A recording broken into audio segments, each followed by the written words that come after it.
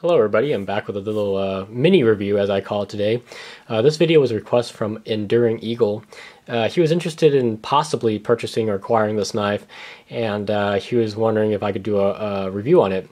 Well, unfortunately, I haven't had any pocket time with this knife because I just got it yesterday and I haven't really carried it yet, and I haven't even used it, so I can't really give you a true review. But so this will be a mini review with first impressions and then just the overall features that I can see. So as you can see, I got the size comparison out here for you guys. So go and take a look at that. Pause the video, but I'm going to go ahead and go on with the mini review here. So first off, let's go ahead and start with the looks of it. So you can tell it's a very, very nice curved handles and a nice utilitarian shaped blade here. Here's the other side. You can tell the G10 on there looks a lot different on the left and the right side. All right. Ergonomic wise, it's great. I mean, this is one of probably the best feeling knife in the hand I've ever held, really. If you choke up on the first trail here, you got a good amount of jimping on the top here, and you can get in there and do like some really fine cutting, or you can hold the blade like this and go in open boxes or whatnot. And the blade shape is perfect for that. You want more reach, you can hold it back here. There'll be a second set of jimping right here on the back spine. You can get some purchase on that. You can't really feel it as much as the one up here because the scales here kind of are raised up a little bit. So, but you can feel it a little bit. You guys with the larger hands, look at this. As I choke up on here, I still got about an inch left on the back of the handle here for holding on to. So it's perfect. You don't even need a lanyard on this thing. All right. So let's go and go through some of the good stuff here before I go into some of the bad stuff, that in my opinion, bad stuff. So as I mentioned, the handle is very ergonomic to hold on to. Got a great utilitarian blade shape, great jimping on the top. And it's got the premium S30V steel. Sure, it's made in Taiwan, but again, I don't really have any qualms about that. It feels like a very well-made knife to me, and that's just my opinion. Here's an up-close shot of the excellent jimping on the top here. Two sets of it here. All right, you got your CPM S30V steel. I don't know if you guys can see that. Let's see here. All right, there you go. It does say Taiwan on this side.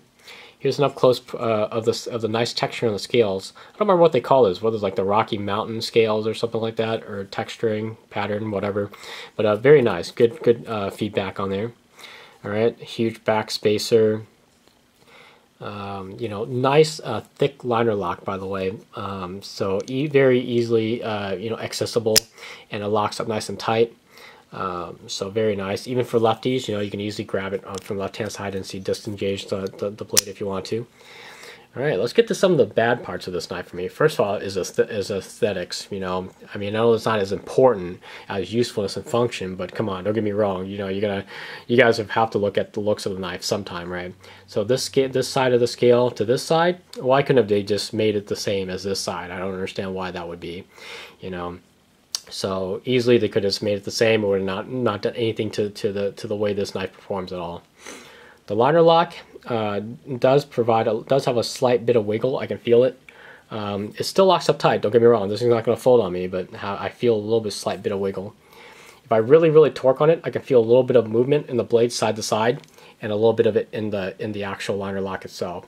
I could probably just tighten it, and get it to go away. While the liner lock protrusion is very nice for righties to get at it, to get at the liner lock, and it's very easy for lefties to get the liner lock. But for deployment, righties are going to have a great time. Lefties, I'm not so sure. I mean, look at that; it cuts the hole practically in half, the opening. So you got to really dig your thumb in to get the blade to flip open.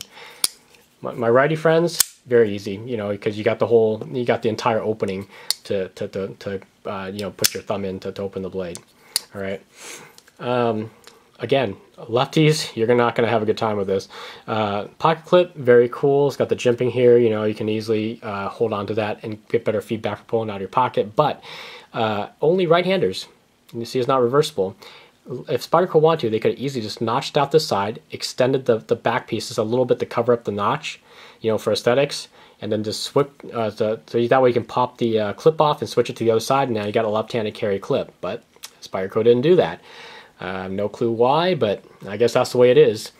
Also, the curvature of the handle plus the position of the clip is really odd, because if you're carrying it in your pocket, first of all, the weight of this knife is going to be, obviously it's going to want the knife to go this way. So that means the clip is always going to be at an angle to your pants pocket. So when you're pulling it out of your pocket, you're kind of pulling it out at a weird angle.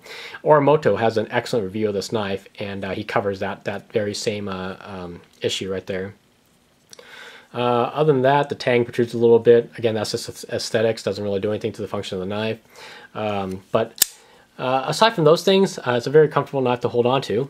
It's very useful for EDC in my opinion. It's got a great utilitarian shape.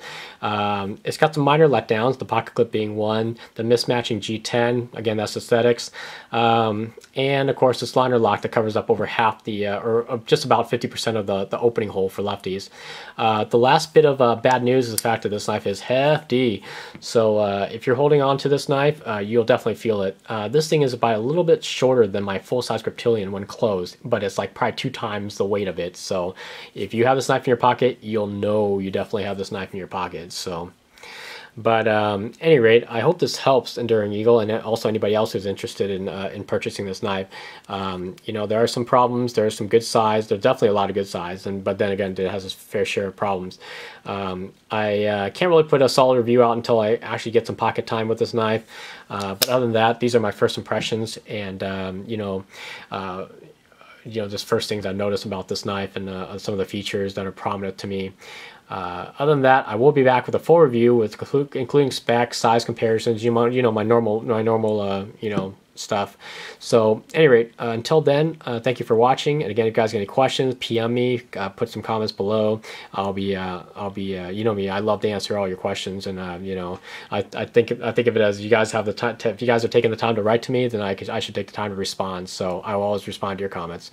At any rate, thank you for watching. Take care, and I'll catch you guys on the next review. All right.